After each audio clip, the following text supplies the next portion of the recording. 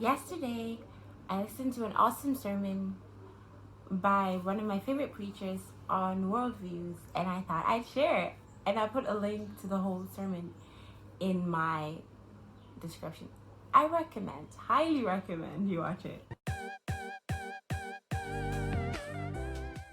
When I was younger, I would always ask myself, I remember I was probably like 7 or 8, I'd be like, why am I alive? Why do I exist? There would be moments where I would just stop and I would like step out of my body figuratively in thought and be like, okay, I'm breathing and I have a body, but why?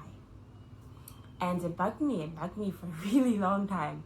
And I think when I was 13, someone gave me A Purpose-Driven Life, and then I read it, and it pretty much said you're here to worship God and serve Him. And I was like, what? That makes sense. But I didn't become a Christian until I was 14. So, I knew I was here to worship God and live for Him, but there wasn't anything in me that wanted to do that. And I didn't even realize the conflict until I finally came to the Lord. But there was so much that I didn't understand about living life to serve Him. Anyway, worldview is how you see the world. Worldview, it's one of those self-explanatory words. It's like if you had glasses, whatever tint the glasses you're wearing are, is how you're going to see, the color you're going to see the world in. So depending on, how some people say some people wear rose-colored glasses, I've been told that I do, just seeing the world in a very happy, optimistic way. Everything is like, yeah. That's one way to define a worldview, according to this preacher. And another way would be like puzzle fixing. You should watch it. He explains that. But so worldview is how you view the world, and he talked about something called a meta-narrative. So meta-narrative, and it says every worldview has a meta-narrative, and it must answer 4 questions. Now, I like this sermon so much because the first question directly answers the question that I've asked so many times in my life. Even after I became a Christian, I found the answer. There are moments like I was driving my mom 2 days ago, I think, and I just thought, why am I why why do I have the ability to do these things? Who am I? And it came back, and I knew the answer. I'm very content in the answer, but the question still came, kind of like a reminder that I need to know. But anyway, so yeah, it has to answer 4 questions, and I'm going to answer the 4 questions as the Bible gives it to us. Okay, so the first question is, who am I? Your worldview must have a meta-narrative that answers 4 questions. Who am I? Why am I here? What is wrong with the world? And how can we fix it? 4 questions. So, according to the Bible, because as I always say, I choose to see everything through the lens of the Bible because it's true and it's worthy for teaching and reproving, and it's a great book. Anyway, so who am I? According to the Bible, human beings, of which I am included, are the crown of God's creation. Now, depending on your worldview, we might have evolved. According to my worldview, I was created, and my ancestor Adam and Eve, they were created on the sixth day, and God rested. So we are the crown of creation. God was like, this is it. These are the ones that are going to complete my creation, and He loved us. Okay, so that's who I am. And then the second question is, why am I here? And the answer is to glorify God. Like every single thing God created, like trees are standing there doing their tree stuff in glorification of God. Birds are chirping in glorification of God. And we as human beings exist for the glory of God. Now, the third question is pretty cool, is what is wrong with the world? And the answer is me and you. We are wrong with the world. So because of Adam, and oh goodness, it's such a deep sermon. I can't say everything he said, so highly recommend you watch it. But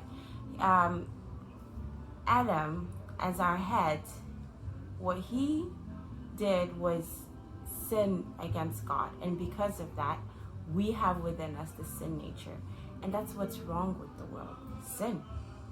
So no matter how perfect the world is, no matter how perfect our worldview might seem, we sin and we ruin everything. So we are wrong with the world. I'm going to say more. And then the fourth question is, how can I fix this? And the answer is in Christ. Christ comes. So he said 4 things. He says creation, the fall, redemption, consummation. Dang, I remember this. Okay. So creation is when we were created. The fall is when Adam sinned. Redemption is Jesus Christ coming to earth. And consummation is salvation and ultimately heaven. So redemption, Jesus comes, he takes upon himself the wrath of God that we deserve for our sin because we are the problem. And then he rises up and he's victorious over death. And because of him, we can live right lives. And eventually, he will get rid of everyone who refuses to submit to his authority, and he will bring back a good and perfect world, and we will be consummated. So, those are the answers to the 4 questions. Who am I? I am the crown of creation. Why do I exist? For God's glory. What is wrong with the world? Me. How can we fix it? Jesus. By trusting in him, by submitting to his will, and by actually living like we live to glorify him. So yeah, that's a summary of the cool sermon I listened to. Now the thing about worldviews is it drives how we act, it drives how we think, whether we know it or not. So if we the many times there's a lot of cognitive dissonance. Because okay, so I grew up in Ghana where we are taught creation. Okay, I had never heard of evolution until I went to the United States, and I thought, wow, this is cool. We evolved, you know. And then I started to read the Bible, and I was like, no, we can't. Oh, did we evolve? I actually had this conversation with a friend where I was like, maybe, you know, people say this, old earthers, young earthers, people say, well, maybe creation fits into evolution. Looking back, I think that's crap. How does evolution fit into creation when God just says he did these things in 7 days? You know? I mean, there's this whole argument where people say, well, to God, 1,000 years is like a day, and a day is like... All that's saying is he's an eternal God.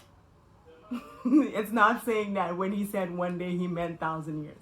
Okay, but that's just by the way. But, you know, your worldview drives everything. So if you believe that human beings evolved from bacteria, then, well, why do we need to do anything good? You just live your life and do whatever makes you happy. If that means beating other people up to get their stuff, if that means, you know, that's why the world has been a mess and is a mess until the Christian worldview, whether people accept Christ or not, enters in. Because it's only in the Christian worldview you see morality laid out perfectly and says, okay, this is why you shouldn't do this, and this is why you should do this. And the law is from God and not from man, because if man was to give a law, there won't be any law. We like sinning. We like doing what we want. But anyway, so that's yeah, I would like to ask you to consider that. Think about your worldview. Who are you? Why do you exist? How do you answer those questions? What is wrong with the world? How can we fix it? Consider those questions. consider what your answers are to it, and consider if they're actually true. If all the answers you give to all these things are actually valid, if history shows that they've worked, if history shows that they've actually made the world better, or if history shows that they haven't. So that would be my challenge to you all. Yeah, and thank you for watching. I'd like to know your opinions. And love the Lord your God with all your heart, mind, soul, strength, and body. Bye.